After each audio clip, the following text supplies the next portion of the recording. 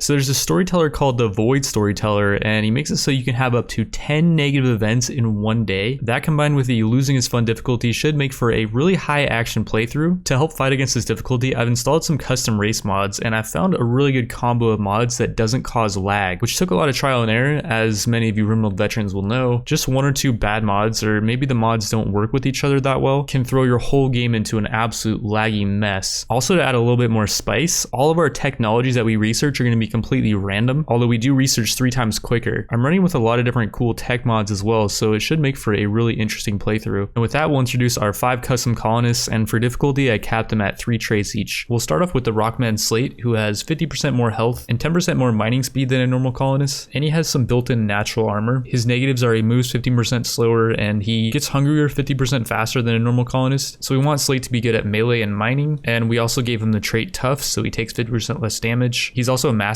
so he gets mood bonuses for being in pain, and he has quick hands, which makes him work a bit quicker and gives him a bit more melee hit chance. And actually, on second thought, I found this trait Rockhound, which slows his global work speed by 20%, but it increases his mining speed by 40%, and he also gets a bit more mining yield, and mining yield's really good. It's gonna give us more stuff for mining. Next, we got Lotus, which is a part of the Naga race. Naga have a small chance to get higher quality when crafting, building, and sculpting, and they can craft plasma versions of normal weapons, which gives them more armor pen and slightly better stats. I don't think this applies to modded weapons. I think it's just vanilla ones. They do, however, require Jade. She's also 10% quicker than humans, and she does have a couple other bonuses, but they're not going to help us really at all. We're going to have her be the crafter and artist, and we made her have the tortured artist trait, which gives her a -8 to her mood, so she'll have more mental breakdowns, but there's a 50% chance she gets a creativity inspiration after a mental breakdown, which could allow her to make legendaries, and that's the only way to make legendaries. She's also very neurotic, so she works quicker and has a higher mental break threshold, so she'll be able to craft and do art quicker, but again, it's really easy for her to have a mental breakdown. Like if her mood goes below 49%, she could have a mental breakdown. And by the way, Naga are less tolerant to cold, so right now, though it's 50 degrees outside, she is cold and shivering. She's also industrious, so she works quicker, and the idea is we just want her to craft and do art really quickly. Next, we got Cinder Shell De Fox, and foxes get a 1.2 times bonus to research and social. To boost his research speed, he's very intelligent, and that also gives him a bit more negotiation ability and trade price improvement. He also has the trait Master Diplomat, which increases negotiation ability and social impact, so he's going to be better at recruiting prisoners, and he has Master Trader, so he gets 40% more trade price improvement. So we're going to get a lot better deals when buying and selling goods. Next, we got the female Thrombonian Lily. Thrombonians eat quite a bit more and they eat quicker, and they have a bit of built-in armor, mainly 30% to sharp to I think all of our body parts. She also gets 10% more global work speed, but her main thing is she gets 50% more plant work speed and 25% more plant harvest yield. So she's going to be our planter. We gave her the trait Green Thumb, so she gets more harvest yield and plant work speed, and quick hands, so she gets more global work speed and melee hit chance. Finally, she's tough, so she takes 50% less damage. Finally, we got our builder slash medic Glitch, who is a part of the NG race, and NGs are pretty bad at combat, but they give 25% bonus to construction. In late game, he has 4 chip slots that we can install chips into him, and we can make him better at pretty much anything we want, but we're obviously going to try to find construction and medical chips. As for his traits, he's a master medic. He operates and tends a bit slower, but he has a much higher surgery success chance and medical 10 quality. He's also industrious, so he works quicker, and he's a builder, so he gets more construction speed and success chance, which that success chance is going to be really good early on, because when you have 0 construction, there's a pretty good chance you'll botch. And actually, with just his base trait, there's only a 6% chance he'll botch, so we're going to give him the trait Action Boy instead, which increases global work speed and gives him a bit more movement speed. And the global work speed will make him faster at construction and medical. And yeah, so here's our 5 colonists. They're all completely naked and we have no food, nor do we have any weapons, and our first goal is going to be to change that. So we're going to have Lily start chopping down some trees. With the wood we get from these trees, we'll have Lotus make some clubs, and hopefully she'll be able to do that before she has a mental breakdown. Her mood's already approaching major break threshold. As far as the map, we're playing on a very small map size, and I'm doing this to reduce lag. And I feel like I never really utilize like 70% of the map anyways. But yeah, towards the center of the map, we have a ruins, and we'll have Glitch come over here and move around the walls and build a roof over it. And we'll turn this into a temporary barracks. Meanwhile, with Slate, we're going to have him start mining out this compacted steel, and we can also use that to make weapons out of. It is going to take him quite a while though with his 0 mining, and actually is almost up to 1. That was pretty quick. Looks like Lily already got done chopping both the trees, and she is chopping those trees so quick for having only 2 planting. And is that enough wood? No, it's not quite enough wood for another club. Or maybe it is. I don't know what Lotus is doing. And she made a club, and oh, okay, apparently Lily picked it up.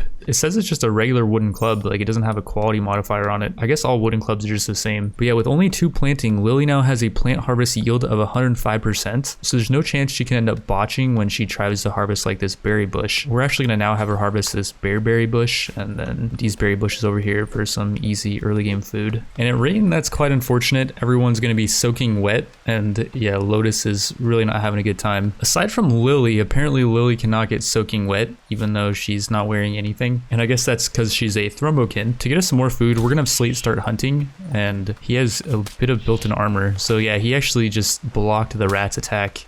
He actually blocked 2 of the rat's attacks, and there you go.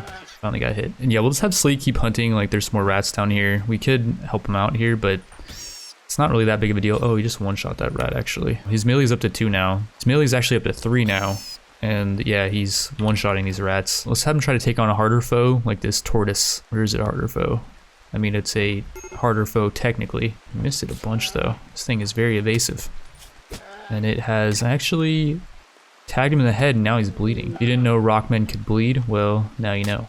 They definitely can. He is really hungry now, and his mood's kind of bad, so we're just gonna have him pick up the tortoise and the rat and not eat it. We're first gonna butcher it. And yeah, we're gonna build a butcher table over here. The butcher table is gonna cost quite a bit of wood, but as you can see, we're not having wood problems right now. Lily is just mowing through these trees like they're nothing. And Glitch has already built 5 beds. 3 of them are awful and 2 of them are poor, but at least we got beds for everyone. We also had Cinder grow some potatoes over here since he's not really doing anything. We don't really have the extra wood to set him up with a research bench, and at least not yet. Actually, pretty soon though we will, and we have some steel here too that we can use. The research bench actually just requires 25 steel and 75 wood, so yeah, let's actually build that inside of here. And him doing research will actually boost his mood by quite a bit. We could also build him a chair too, so he'll be getting a boost of comfort because right now he's uncomfortable. And we should maybe focus on that after we build this butcher table so he doesn't have a mental breakdown. For a little extra food, we're gonna start butchering up the animals that Slate killed earlier. We're gonna have Lotus do that because Nagas actually get a 10% bonus to butchering. I don't really know what the reasoning is behind that. I guess Nagas are kind of vicious creatures. We also had the extra 2 rats and the tortoise that Slate dropped. Slate's also still bleeding, and Glitch is actually not doing anything. So we're gonna have Glitch tend to Slate's injuries, which should give him a nice boost to his medical. And actually he's at 1 medical after just bandaging 1 wound. We'll just have him bandage the wounds that are bleeding, and we won't really worry about the bruises for now. And by the way, Naga actually get pretty much no bonuses for eating plant food. Like, she just ate some berries and they gave her no nutrition. She has to eat meat. And yeah, eating that meat boosts her food meter up to full. I don't know if she can eat nutrient paste, but we'll find out hopefully pretty soon here when we build our nutrient paste dispenser. We just need to get Glitch up to 5 construction before we can do that. Oh, by the way, Lily cannot consume the rat meat. She can consume brambles though, and that actually did not affect her mood at all. She can literally just eat the plants. That's so cool. Well, it looks like it's not going to be hard to feed Lily, although she does need to eat a lot. But yeah, she can just straight up pick the bushes off the ground and eat them. That's pretty cool. Yeah, Glitch ended up getting more 10s than he needed on Slate, and everyone's now going to bed. It looks like everyone's recreation is pretty bad, so we need to build a horseshoe pin outside. That's going to be the first thing we do tomorrow. It's only 10 wood, and we'll actually build it over here a bit so it's not getting blocked by the butcher table. But yeah, so as far as everyone's mood, Slate's going above minor break when he wakes up. Glitch is as well. Lotus could have a mental breakdown, but that's okay. Maybe she'll get an inspiration and make a really good quality item. Cinder's mood is going to be barely okay, and then Lily's mood is also going to be okay. Everyone woke up and it looks like they're all playing horseshoes, which this could be a nice bonding activity. Slate and Lotus don't seem like they want to though. We're just going to try making it so they only do recreation, and Slate does not seem to want to, and Lotus does not seem to want to either. Well, I don't really care if Lotus has a mental breakdown. I don't want Slate to though. He seems to not like being naked, and he doesn't like eating raw food. As a big giant rock man, I guess we need to give him some clothes. Maybe we'll focus on getting him some clothes first, although like we could just try to get him hurt.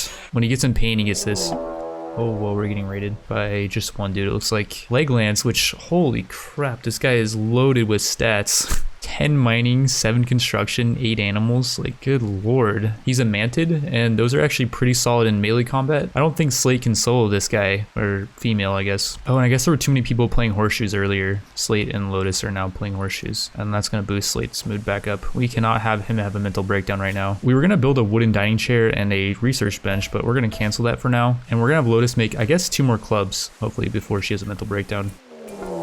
We're getting raided again? Holy crap, this mod is actually nuts. And no, wait, there's actually 3 people on our map right now. There's 2 mantids, which are both a part of the Blue Pain Necropolis. I guess they both came in from different sides. And then we got Anya over here, a part of the White River Bandits, and she actually might fight this mantid over here. Well, while we're waiting for them to decide what they're gonna do, there's a fully grown apple tree over here, and that's gonna give us 45 apples, which is good because, yeah, Slate is really hungry. We need to feed him and get rid of that hungry moodlet so he doesn't have a mental breakdown while we're in combat. Here we go. The mantids are coming in. Tooth Stockyard is actually fighting this other raider, though, which is awesome. I don't know if mantids are all that good at ranged either, by the way. Never mind, actually. They get a bit higher accuracy. This girl is really bad at shooting, though. She's only got 1 shooting. Anya's got 9, so she should definitely win. Although Anya doesn't have cover. They both have about the same chance to hit, and actually Anya has some cover behind the tree and the bush. Not much, though. Tooth apparently has way more, and yeah, Anya only has an 8.5% chance to hit, even though she's got much better shooting. I guess her hand cannon's also poor, and Tooth's recurve bow is also normal, so there's definitely other factors involved. And meanwhile, over here, Slate is actually already fighting Lake Lance. This is not what I meant to have happen, but Slate's actually doing work on Lake Lance. He's not taking, well, he's taking a bit of damage actually, but yeah, we're gonna have Lotus come in here and help out. And we killed Lake Lance, unfortunately. That dude was so stacked with stats. He also had 3 weapons on him. Why was he using 3 weapons? Oh, and this fine uranium gladius is actually a pretty big upgrade on our wooden clubs as far as DPS and armor pen. And also it's got an enhancement, minus 5% melee cooldown. So we'll definitely end up giving that to Slate. And Slate is actually now in serious pain, which is a good thing. Lotus, really? What happened to your increased butchery speed? Savagery. Not that I care. Like, if she goes in mental breakdown, it's completely fine. And really, Slate does not like looking at corpses. Okay, I think I might have to make him bloodless as well. I did not think it would be this hard to make a pet rock happy. Like, usually you just have to pet it every once in a while, but no, with this rock, you literally got to clothe it. Like, it has feelings. Like, we can't have that. Or you know what, on second thought, who am I to say that a rock can't have feelings? We're just gonna leave him as is, and we're just gonna hope he doesn't have a mental breakdown. Oh, and the mantid was actually successful here, and she actually didn't take that much damage. She's now gonna attack us, and no, how dare you attack our wooden horseshoe pin. Slate, get him.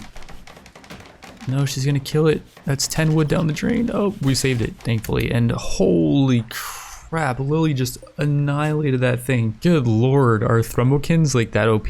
Either way, we got a recurve bow now for Lotus, and Lotus actually has 20% less aiming time for being a Naga, which, like, we didn't give her a burning passion for shooting, so she's not gonna make use of that. And I feel like it didn't really matter anyways, because most of the time she's just gonna be having mental breakdowns, so it's not like she's gonna be reliable to have in combat. But yeah, with that, we're gonna end episode 1. In the next episode, we finish up our research bench, and Cinder's gonna start researching those random texts for us. With the Doomguy run, I messed up quite a bit, and our colony got way too wealthy after doing some really crazy raids, and so we started getting raided by really massive forces, and things just kind of spiraled out of control. I did learn a lot though from that playthrough, and I'll be sharing my lessons with you guys coming up in this series, and I have pretty big hopes for it, assuming the storyteller just doesn't absolutely annihilate us with negative events. If you are still liking these RimWorld videos, then drop a like. I want to thank you all for watching, and I will see you in the next one.